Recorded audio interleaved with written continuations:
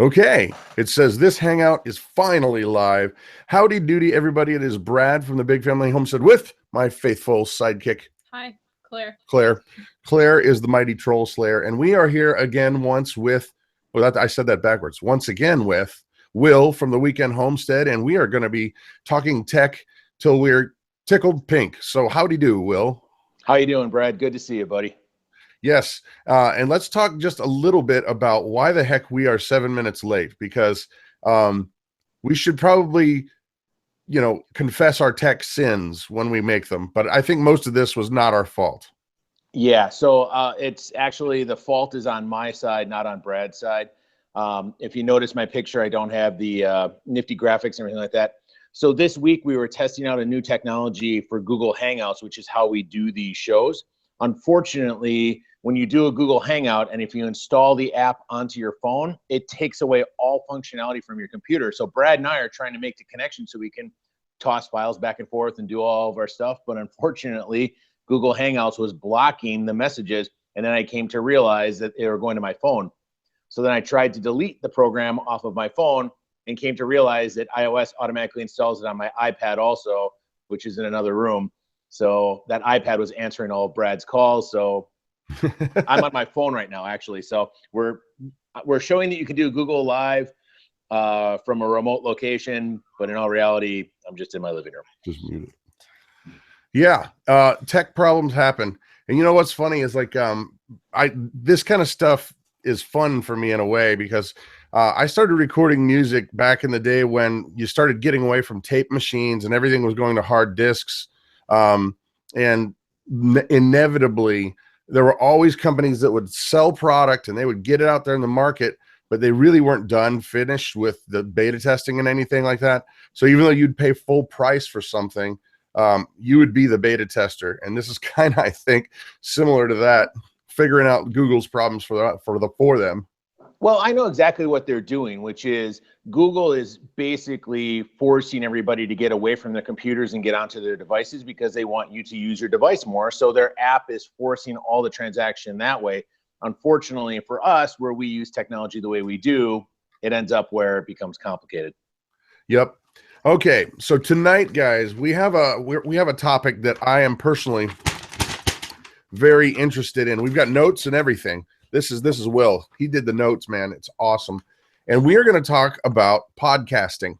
Podcasting has been around for a while, and I'm going to let Will give you the definition because I think we've got to start with what is podcasting and why is it important? What do you do with it? What are the applications? And the goal, guys, is for us to be able to teach you from scratch how to do your own podcast. So first of all, Will, tell us what it is and how it works and what it's for. So long before video on YouTube and all that was around, people were making audio-based shows, and basically a podcast is an internet-based radio show. So they would record a show, they would put it out on the internet, they talk about their topics. And actually where it grew popularity was with iTunes. When iTunes started having a library and an MP3 player, Apple was very interested in getting content out in the marketplace. So they had people putting their music on iTunes, so they listen and buy more devices and so on. And then they started this thing where they started advertising and promoting podcasts. So podcasts really stem all the way back probably 10 years ago, where before people could stream video and everything like that, people were streaming audio, and a way to record that streaming audio was something called a podcast. Nowadays, there's all sorts of groups. NPR has a podcast. ESPN has a podcast. Everybody has a podcast. So quite honestly, it's something that's out there in the marketplace. Everybody does it. And one of the questions that we get a lot are, well, how do I start a podcast? How does it work? Why would I do a podcast? All that kind of stuff. So we thought we'd dedicate a whole show on all the emails we get about podcasts. Excellent. Now, the first thing that I would like to add that I always thought was really cool with a podcast is if you sign up for somebody's podcast, if you say, I want your podcast, every time they post something, it's automatically going to go to your device. So it's there ready for you to listen to it when you feel that you want to. Now, the question I have, Will, is that a default, or do you have to you have to go and download each one? Because I was under the impression, like I said, that it automatically will go to your device. Yeah, so there's a couple different ways to do it. One is you can get on what's called an RSS feed, which is basically a feed of information. So when somebody posts a podcast or something on their website or their blog or whatever it is, it automatically shows up onto your device. So that's one way you can do it, is signing up for a subscription, just like you'd have on YouTube. You can subscribe, and then when the latest podcast for whatever shows up, it's actually downloaded automatically to your portable device, or you get an email on your computer or your desktop that would then tell you, hey, by the way, you can go to XYZ website and listen to the podcast. Very cool. So different ways for convenience for different folks' needs. Now we're going to talk a little bit more about how to actually do it. And I can handle the recording side. Well, no, you know what? We're going to have to pitch both ways here, because you don't really need a lot of equipment to do a podcast. From my understanding, it's basically you need a microphone, a way to record it, and a way to upload it. That's pretty much the shell of it, right? Yeah, I mean, for equipment, the biggest one people ask me is, what kind of equipment do I need? Do I have to spend hundreds and hundreds of dollars to get into podcasting? And quite honestly, if you have a smart device like an iPhone or an Android phone, if you have a laptop that has a microphone in it, if you have a cheap microphone that you can hook up to a laptop, anything that will allow you to record a file in an MP3 format will allow you to make a podcast, which is very, very simple. Now, I digress for just a second here, because I got to know, man, you know, the old radio shows from the 20s and 30s where they would put all that stuff together and it would sound like a real story, and they'd have guys and girls there doing all the Foley work to make sound effects. Are there any ones like that still around? Absolutely. Actually, there's a lot of them. There's a podcast called Freakonomics, which is Stephen Deadener has a radio podcast where he talks about financial stuff. It's actually really, really popular. It's actually broadcast on New York Public Radio and also then simulcast on a podcast. And they have all the sound effects and stuff like that to kind of get you into the feel of it and all those types of things. Podcasts are really interesting in the fact that you have the entire gamut, just like videos, where you have people who produce, you know, hey, I turn on a camera and I'm just going to record some stuff and then just upload it to YouTube.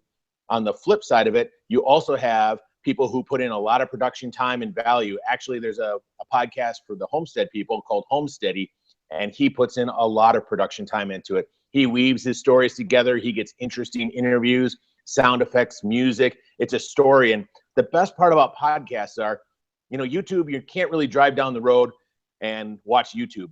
But a podcast, you could easily download onto your device. And like when we drive up to the homestead, I'll put podcasts on there and I'm listening to my favorite garden shows or my homestead shows, or even news channels have podcasts where if you want to catch up on, you know, the news channel that you like or anything like that, they're all out there. And the best part about it is it's free for the most part. 99% of all podcasts are actually free. There's only a small number of them that are subscription based. Okay, so now that leads me to a question. Being on YouTube, there is a way to monetize your content because you're the creator, you own the content. Is it the same way for podcasts, or is it only that one small percentage that actually charges for a subscription? No, actually, so the way podcasts work is you don't get ad revenue from a podcast. You don't necessarily get clicks or views or anything. It doesn't work the same way as YouTube. Some of the more popular podcasts will have a commercial break in the middle where they'll be like, by the way, if you're interested in sponsoring our podcast, we have a link that you can click on. They'll take you to our Amazon link, or we have a Patreon account, or this podcast is sponsored by Troy Built Motors. You know, we have a new, great, make sure you check it out. So just like the radio, where you have a little commercial in there and things like that, commercials into their podcast, and it's just something they add to their production. That's awesome. That's awesome. Now, okay, let's switch gears and go back to the actual what it takes. You said anybody with an iPhone or a good microphone, anything that just sounds pretty good, that's in. Like my microphone here, this golden one. Oh, it's very nice. Look at it, it's so golden. Is actually well, it's funny because it's actually a recording microphone for studio stuff. It's got tubes and everything, vacuum tubes. So, but you don't need all that kind of stuff. You just need something that will sound adequate and a way to record it. Now I know how I would be able to record something. I would use a professional program and put it all in there, but you don't really need that, do you? No, and actually, so a couple of ways to record it. First off, you can cable into the side of your computer, like a microphone or whatever it is, set it up. One thing I will recommend, there's a couple of tips that we're going to give later in the show about to record a podcast. Like an area, one tip as an example is don't stand outside on a windy day where the microphone's just going. Want to listen? That would be the equivalent of having dirt on your lens or having it really foggy, stuff like that. So you definitely want to make sure to have a good spot to record. And we can cover kind of some of the best tips. But the short of it is hooking up a microphone to your computer. You can open up Sound Recorder. You could open up GarageBand if you're on a Mac. Any of those software titles will work, and it'll record everything onto, and from there you can edit and do whatever you want, just like a camera. Well, now let's expand this a little bit further, because if you're doing your own show, like let's say that it's the I'm So Cool and Chubby Brad show, and we talk about stuff that interests me, and I'm the only one that I have access to sound effects and I can put the whole storyline together, and that's great. But what if you wanted to do some kind of like an interview with another person that doesn't live nearby you? How would you do that?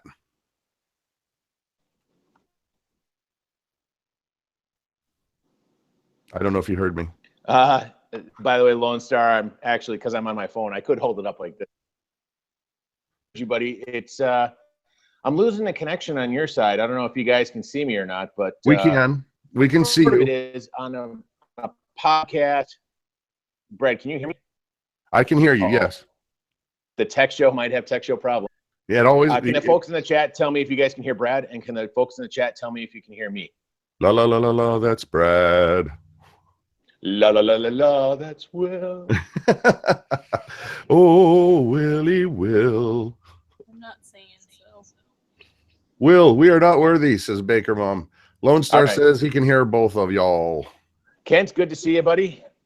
So the short of it is, like on an iPhone. So let me talk about a program. There's a program called Boss Jock where you could get an app on your iPhone that would help you record on your iPhone. So you could do recordings. Like I've seen people take their phone and go somewhere. Let's say you're going to go to a friend's house, or you're going to go to somebody else's property or their homestead or whatever. You could actually do an interview on site. You just set the phone in between, hook your little microphone up. I know, Brad, you've had a microphone that you guys have shown around. Pretty good for the phones and stuff. You press record on your phone, record the show, and you're off to the races.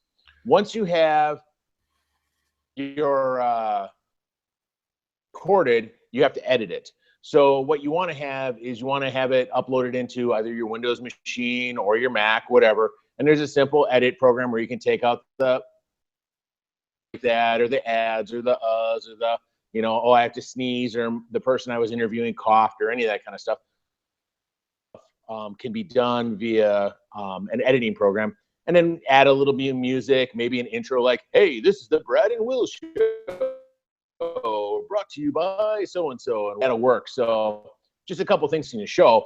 Once you have the show to a level that you like, listen to it on a couple different devices before you upload it. Maybe listen to it on your phone, listen to it on your computer, maybe put it in your car and see what it sounds like on your car speakers, because that's where most people listen, headphones and in their cars. Mm-hmm. Computers. Yeah, you're cutting in and out, brother. Just folks watching, bear with us. It's like I think we got a poor internet connection. Okay, but we're gonna keep on plugging away, because I can see some of you guys. They're saying they see us, but it's just choppy. So basically, you need a way to record it, you need a way to edit it, and then you're gonna need a way to post it. Now, how do you get it posted? Because these things are like on iTunes and they're in several places, but how do you make that happen? Do you just go get an account? Do you just get approved? Okay, so there's a couple of ways to do it. There's the two big sites that have podcasts on them right now are iTunes and Stitcher Radio. You can also have iHeartRadio. You can have them on your own website and so on. A lot of people will go get an account on a program called Libsyn. It's Libsyn.com. The account's usually $5. That'll cover almost any podcast you'd ever want. The cool thing about it is you can upload your file to Libsyn. They have a little bit of an editor if you wanted to edit your file, do a graphic, put in some notes and that kind of stuff. And then you hit publish. What it does automatically is it changes it to a format that'll make it automatically work on iTunes, on Stitcher, and all the different players out there, and automatically upload it to it. So you just upload it once to one website, and then it'll publish it to all the different websites. And that's called Stitcher? No, the program is called Libsyn. Right. Stitcher is the site. So Stitcher is really focused towards the Android user. iTunes is really focused towards the iPhone user. And just so you guys know, all of these links are down below for your references. Now, let's talk just a little bit about, you know, I'm always really concerned about time management. And we've talked about this before in terms of YouTube. It takes a lot of time to make something that you feel is okay. And then you got to put it up, and then you still have life, the stuff of life that is going on. So time is hard for me to justify something. Now, how do you don't monetize it? So this is just basically a vehicle to spread your brand, question mark?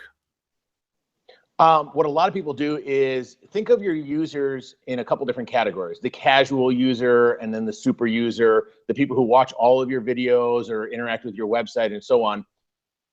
Let's say you have 1,000 people who interact with your stuff every month.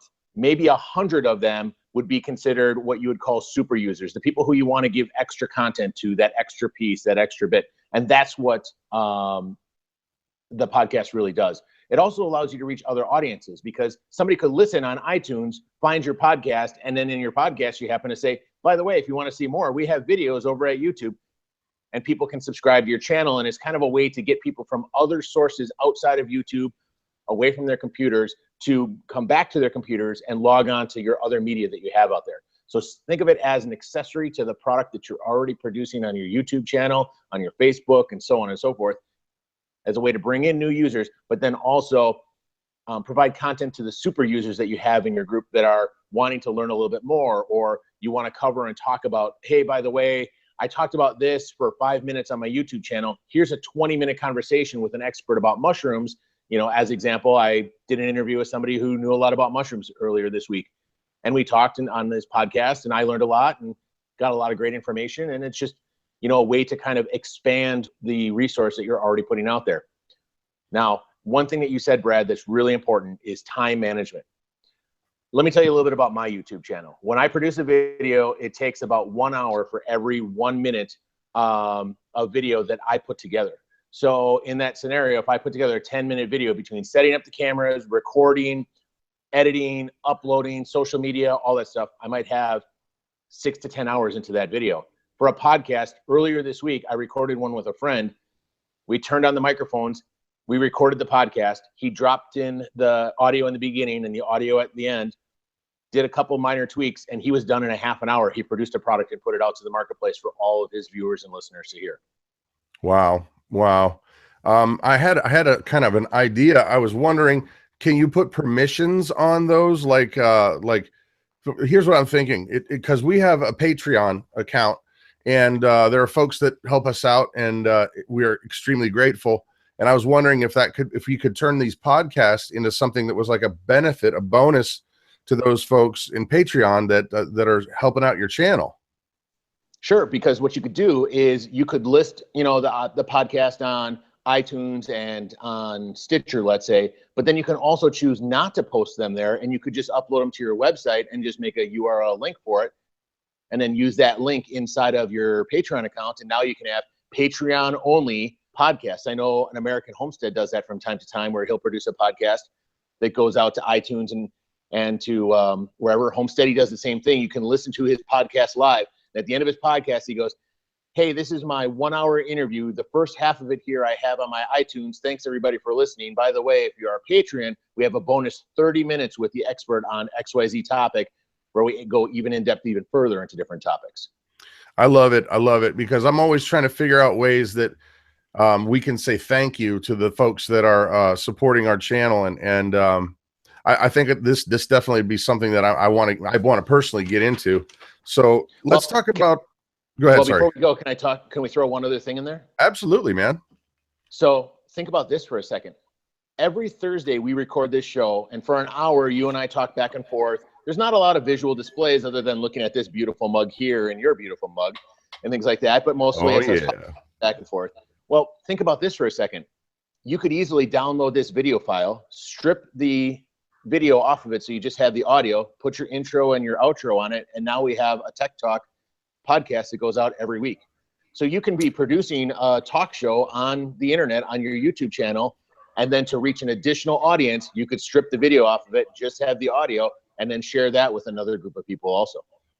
Very cool. Very cool. One question I see scrolling up here, Baker Mom, but is there a market for podcasts? I mean, didn't video kill the radio star? And that's a great song, by the way.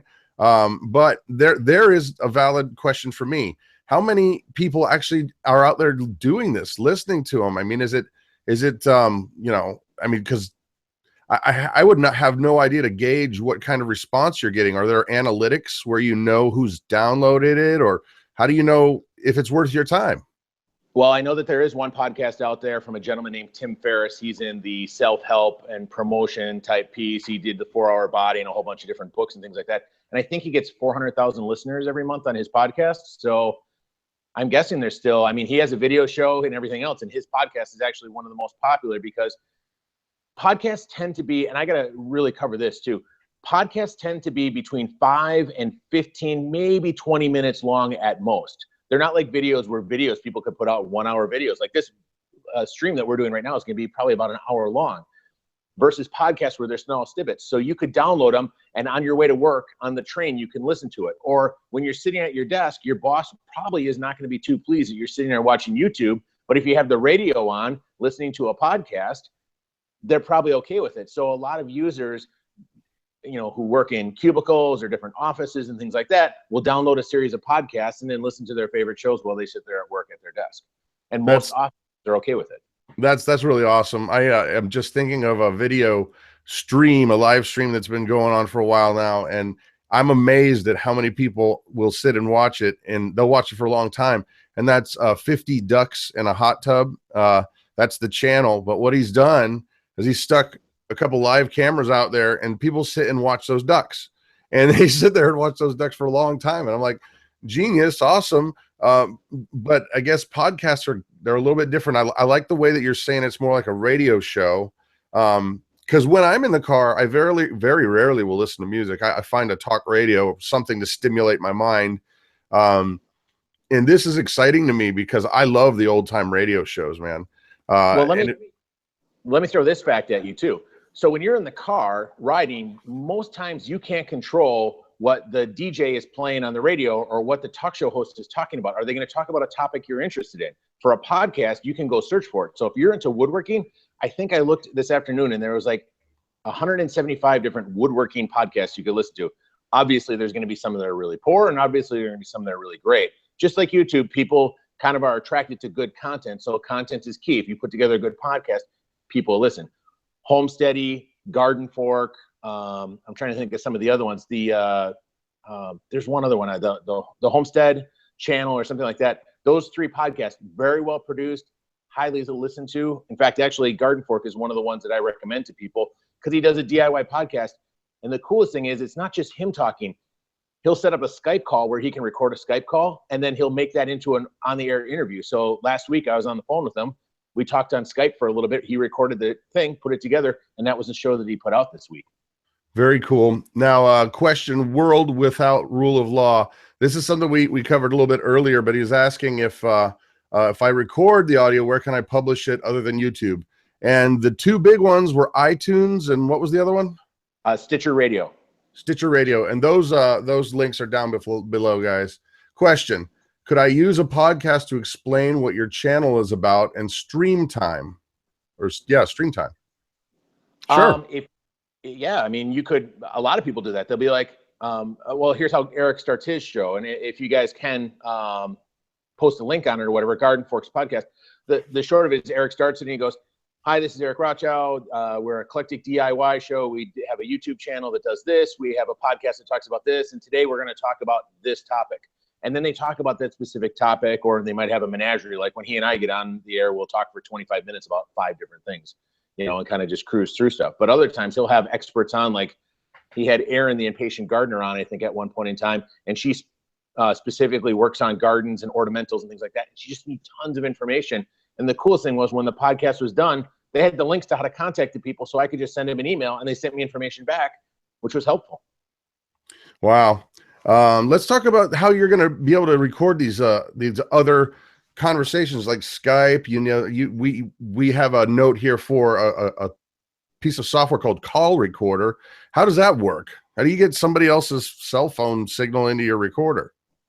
So what we do is Skype is a free service, so you can sign up for it and get an account, and you can make video or audio calls anywhere in the world for free. In fact, actually, Brad, when you and I first met, we did a Skype call and you recorded it, and I think you put it on the channel back when I was getting going on YouTube. Well, they have that same technology, but instead of capturing the video between the Skype call, instead you just capture the audio. So I'd call Brad and say, hey, Brad, you want to do a podcast? I'm thinking of doing one regarding, you know, moving this or doing that or whatever it is. And you say, yeah, let's do it at, 7:30 tomorrow. I call you on Skype, you answer, we set up our microphones. I press a button on Call Recorder, or there's a whole bunch of free apps and things like that where you can press a button and then it records that audio. When you're done, you have the same recorded audio, which is just like recording it locally. You put your little intro on, put your little outro on, or whatever it is, and you can publish it. It's just that simple.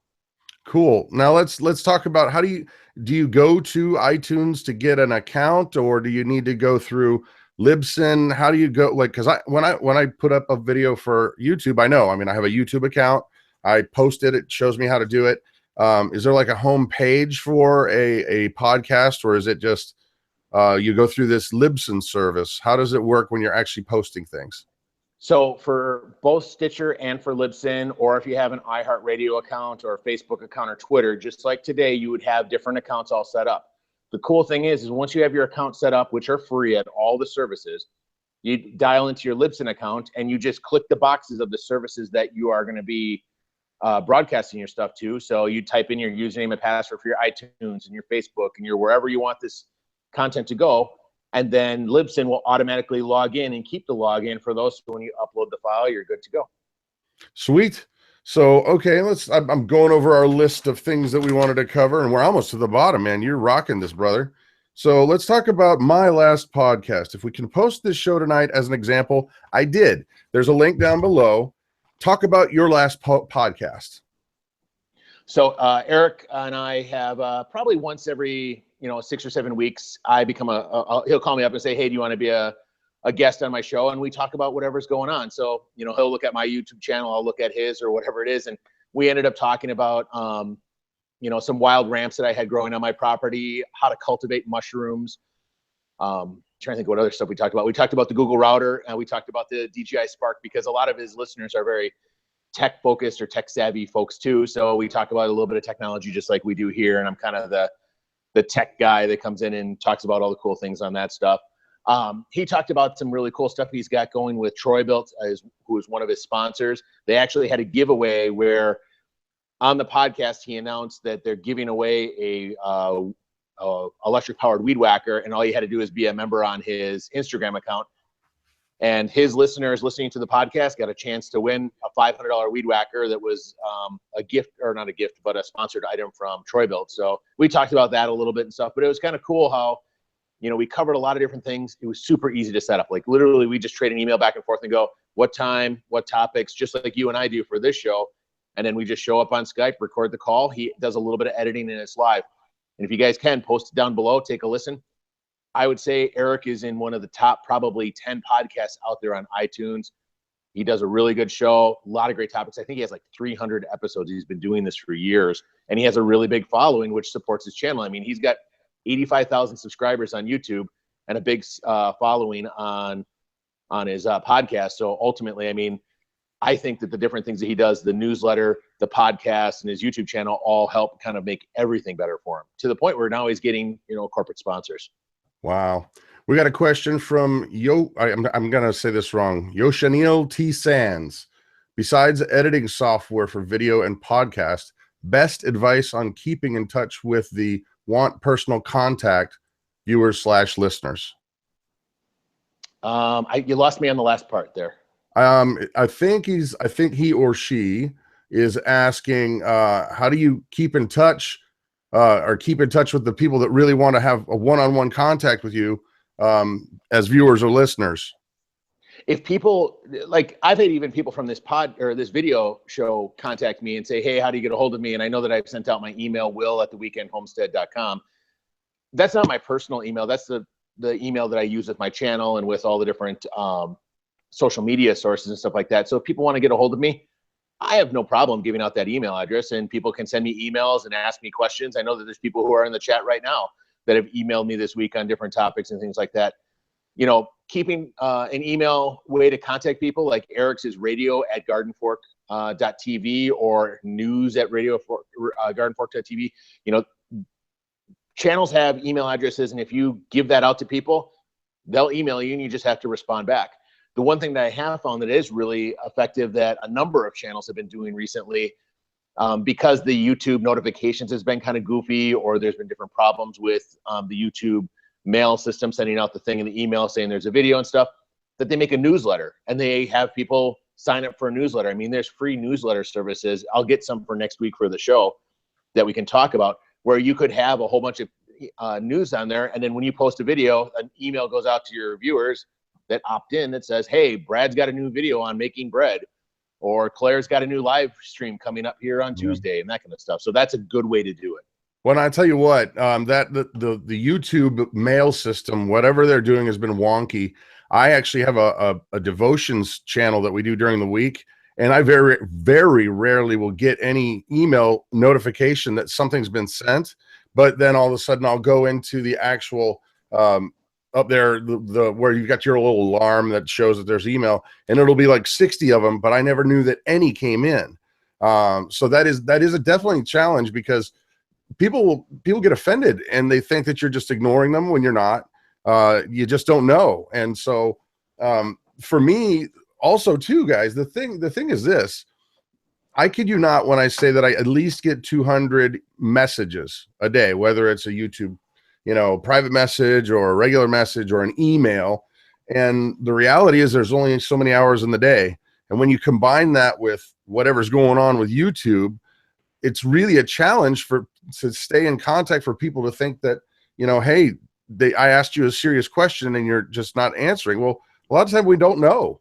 And it's nothing personal. It just is. But I do think that this is a way that you could actually really engage better with your audiences, because it's something that they consume on their time while they're driving or doing something that doesn't require them to, really pay attention too much. You can just kind of shut your brain off and listen.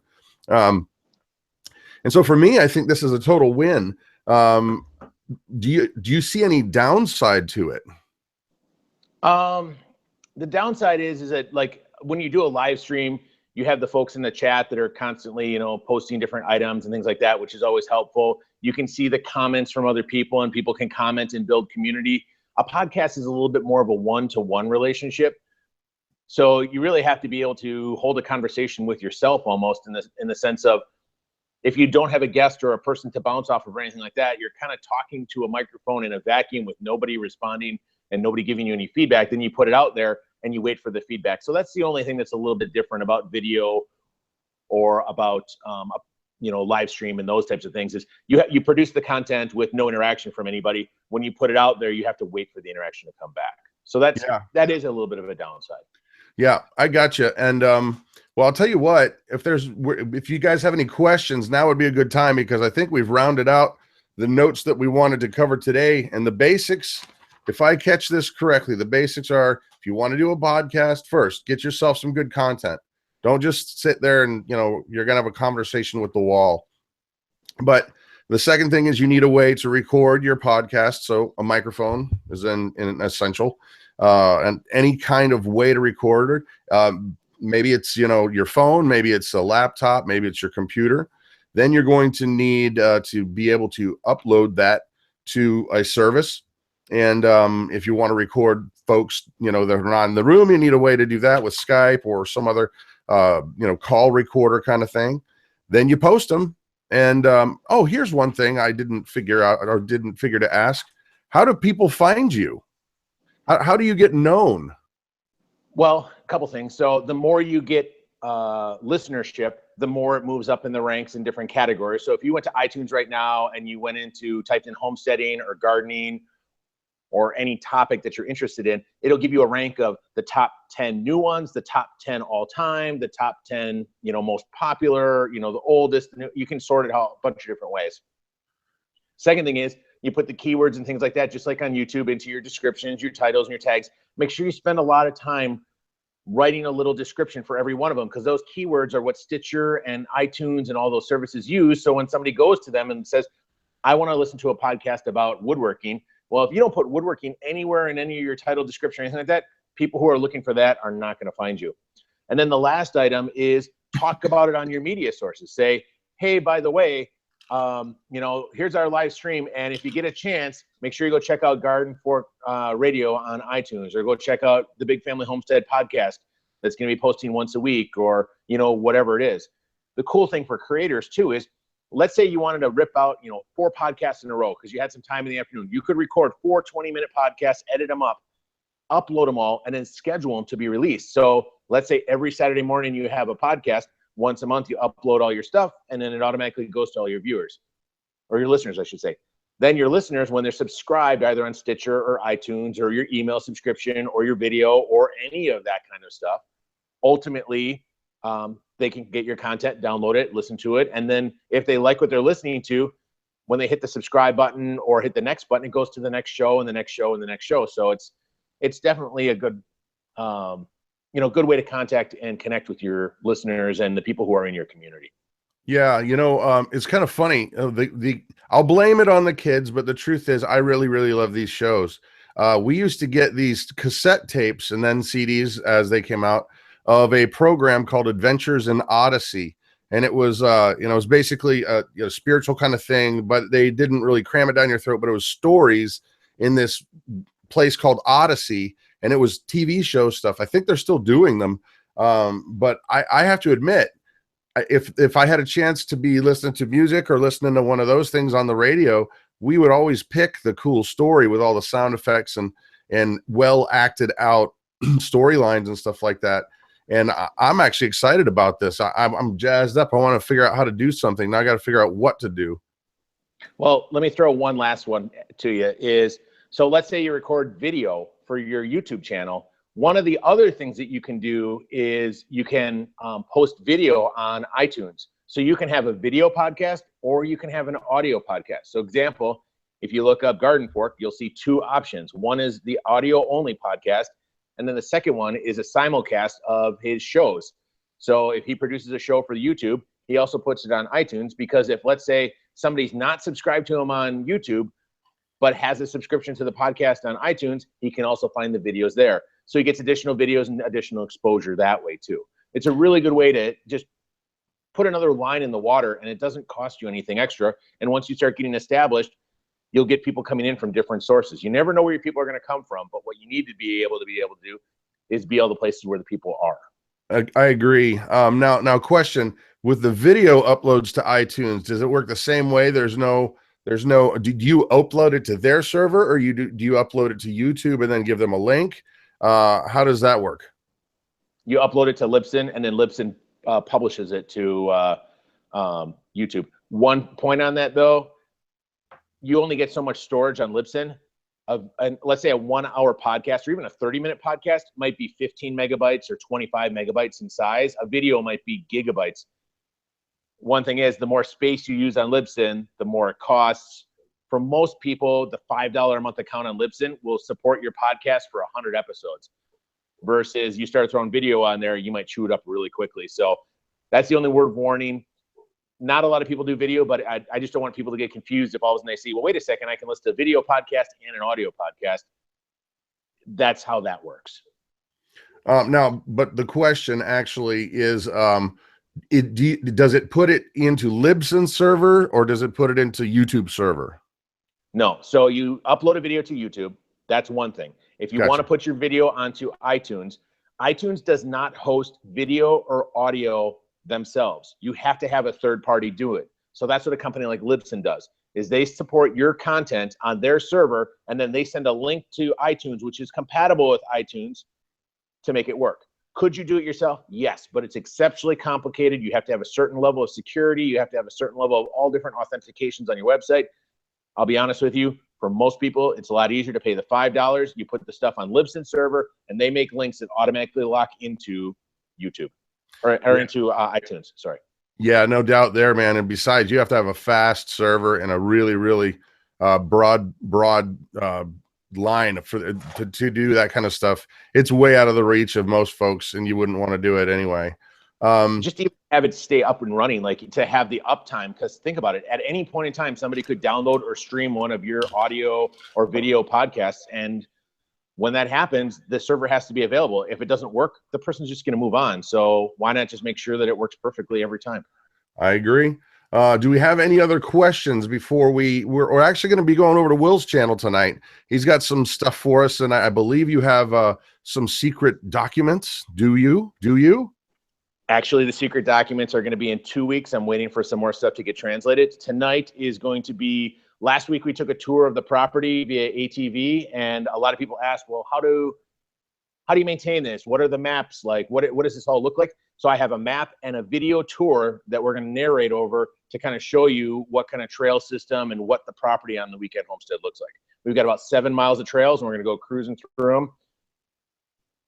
Dude, that is really, really cool. And I'll tell you what, last week, I'm glad that you tried to stabilize that stuff out, but I swear, I thought I was watching the Blair Witch Project. It was, I was like, when are we going to see some crazy woman run out through the woods here? Yeah, no, that was one thing that some people said is they're like, hey, well, first off, some of the video is really stable, but then when you get in the really bumpy areas, it was kind of, doing this thing. They're like, slow it down. So. Yeah. So we're going over there, guys, in just a little bit. I'm not seeing any new questions, but I'll tell you what, I'm excited about this. This sounds like fun. I love making videos, and I love making media and content and stuff like that, because it really stretches you and forces you to be creative.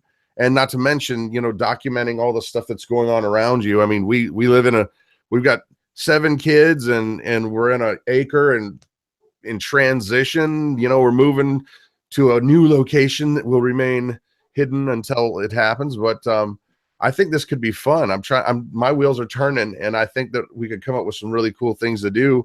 And I'm just grateful that you shared this with me, because I always wondered about it. I was like, what do you do with what do you do with a podcast? I always thought, they're great for sermons, like at a church, because they record it and then, kind of automatically go to someone's device where they don't want to miss out on a sermon. But I didn't know that it was really valuable much more than something like that. So thank you. There's a question. There is a question. We have a question, and I have a comment. Okay. Question first. Can you recommend a mic for me to record me playing my saxophone? Yes. Any microphone that you can afford. Because here's the thing. I am blessed by having a background in media. I used to own a recording studio, video production company. So I have a lot of those toys still laying around.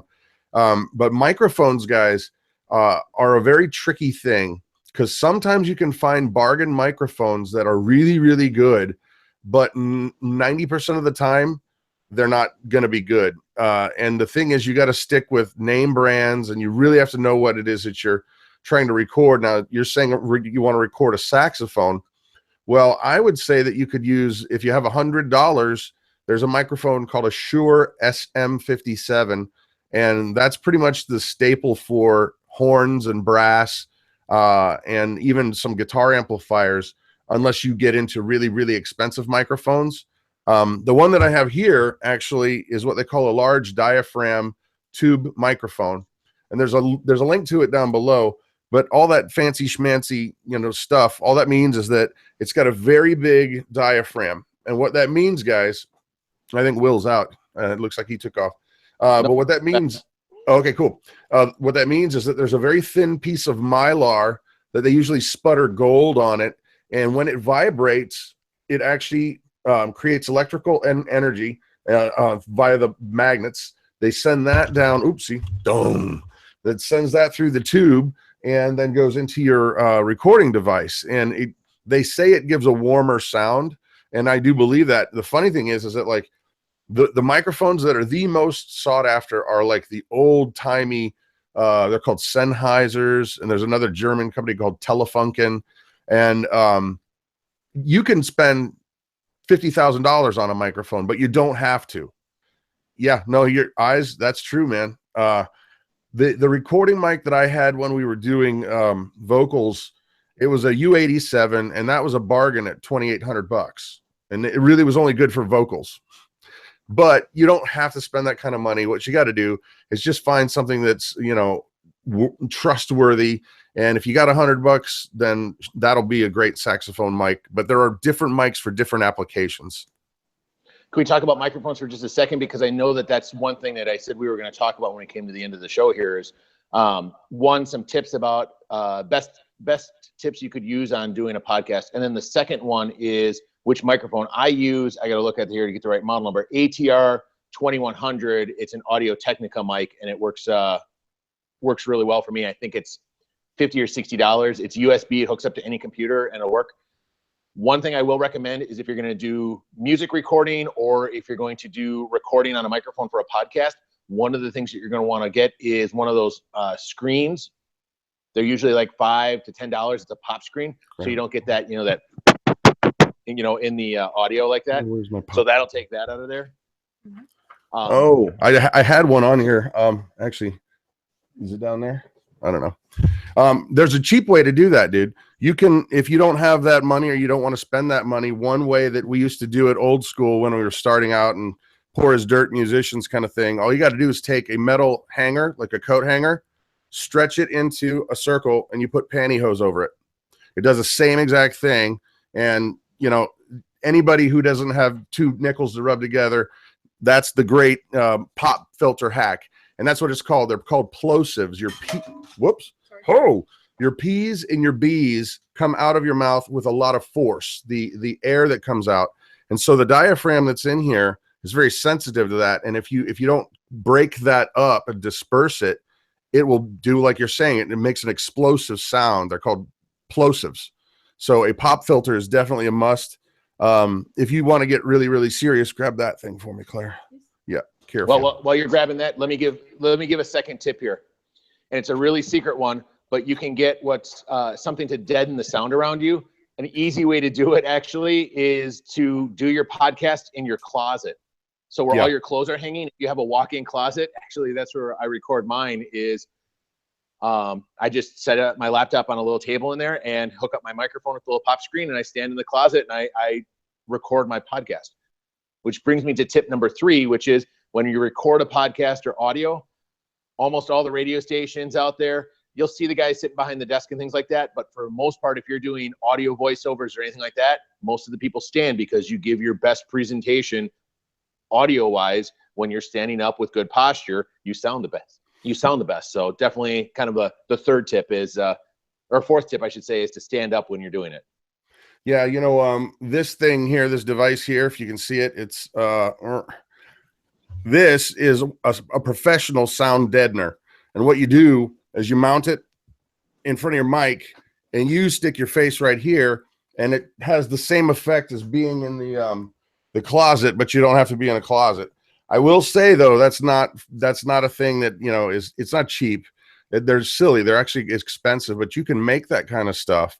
Another thing that we used to do, guys, if you don't have a way to get into they call it a dead room, where there's very little sound, no reflections.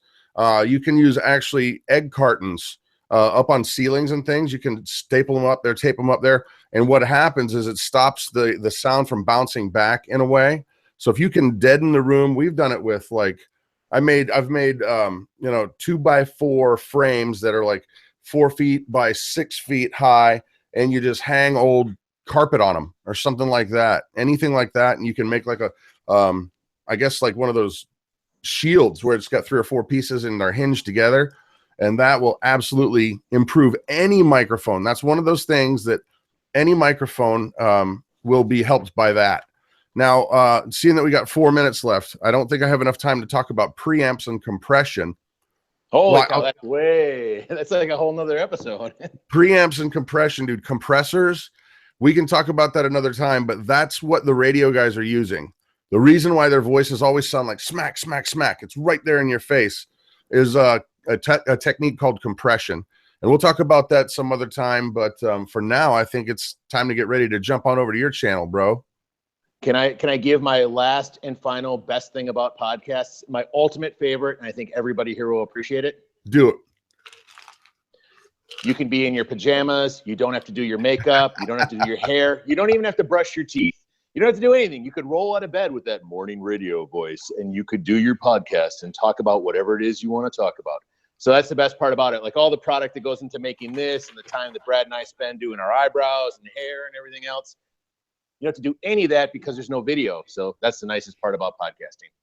Yes. And I will end with the radio voice. And Baker Mom, you're not going to get it out of me.